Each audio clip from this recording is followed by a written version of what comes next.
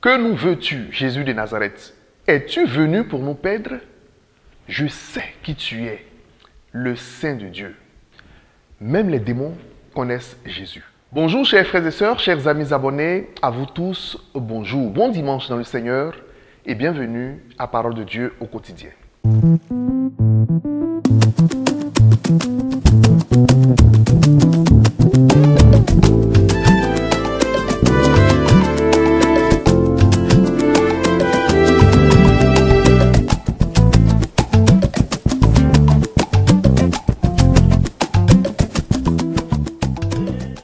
Au nom du Père et du Fils et du Saint-Esprit, Amen. Chers amis, chers frères et sœurs, nous célébrons aujourd'hui le 4e dimanche du temps ordinaire de l'année B.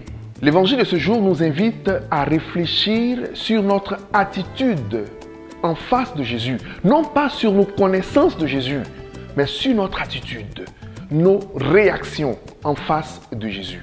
Ceux qui ont entendu prêcher Jésus, ceux qui ont entendu ses enseignements, disaient qu'il parle avec autorité. Jésus entre dans la synagogue de Capharnaüm.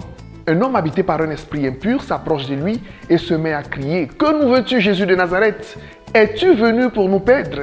Je sais qui tu es, le Saint de Dieu. » Même les démons connaissent le nom de Jésus. Même les démons connaissent ses origines. Même les démons reconnaissent son identité. Je sais qui tu es, le Saint de Dieu, confesse le démon. Jésus l'invite à se taire en lui ordonnant de sortir de cet homme et le démon lui obéit. La question qui se pose à nous en ce dimanche est celle-ci. Les contemporains de Jésus qui reconnaissent la nouveauté de son enseignement prêché avec autorité et même les démons qui confessent qu'il est le Saint de Dieu, ont-ils suivi Jésus pour être ses disciples? L'ont-ils aimé? Ont-ils mis en pratique sa parole? Ont-ils obéi à ses enseignements?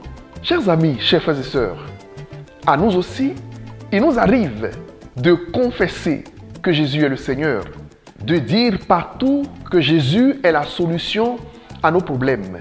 Mais réellement, dans nos épreuves, dans nos difficultés, recherchons-nous Jésus comme l'unique solution à ces difficultés? Recherchons-nous Jésus comme la source de notre vie?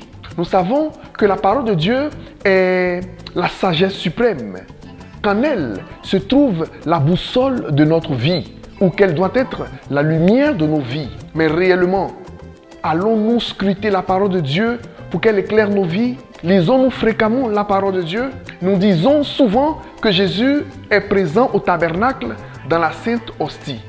Mais fréquentons-nous régulièrement le tabernacle pour adorer Jésus et l'adorer avec une piété sincère? Communions-nous au corps du Christ avec la dignité que cela requiert?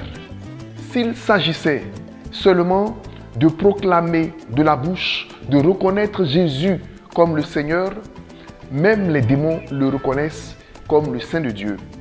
Et ses contemporains qui l'ont entendu prêcher avec autorité l'ont crucifié.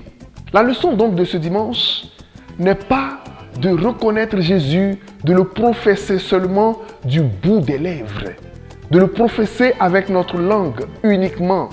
Cela est très facile. Même les païens connaissent la vie de Jésus, ses origines. En définitive, il est question de croire en Jésus plus que de ne le connaître que par nos paroles, du bout des lèvres ou par la connaissance intellectuelle. Il est question surtout de croire en lui et n'avoir foi qu'en lui. Mettre en lui toute notre confiance pour le salut de notre âme.